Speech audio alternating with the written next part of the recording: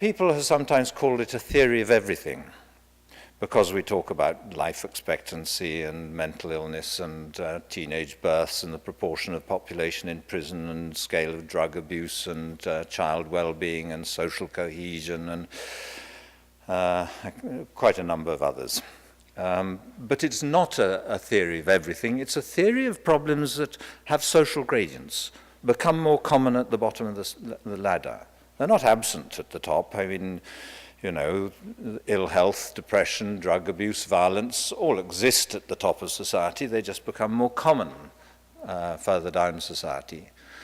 And I think you can look at those social gradients, and probably most people think it's just a sorting of the population. You know, the vulnerable move down and the resilient move up, and that's why we have social gradients.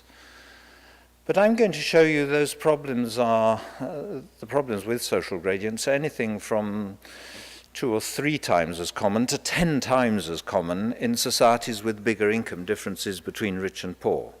And I think our thesis, our central idea, is that that reflects, that means that these problems are substantially responses to social status differentiation itself.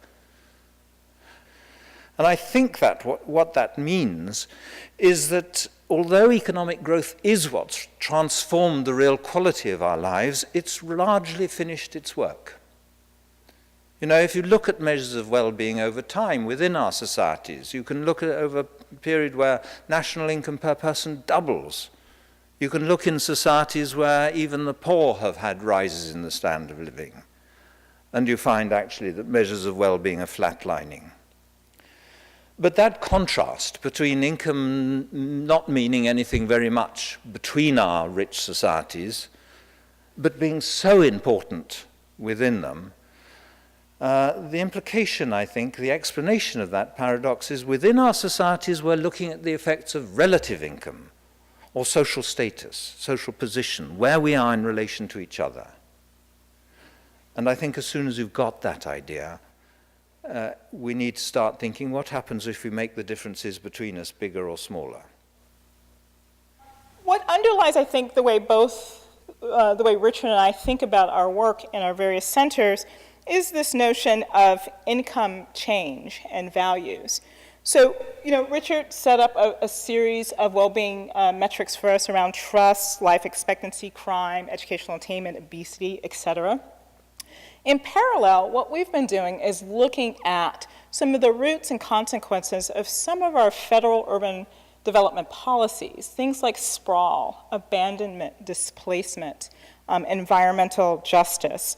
And when we do that, what was interesting in our conversation today was Richard really set up the way with which he's looking at the income gap, right? The income inequality, the highs and the lows, and how do you build a bridge that's vertical this way.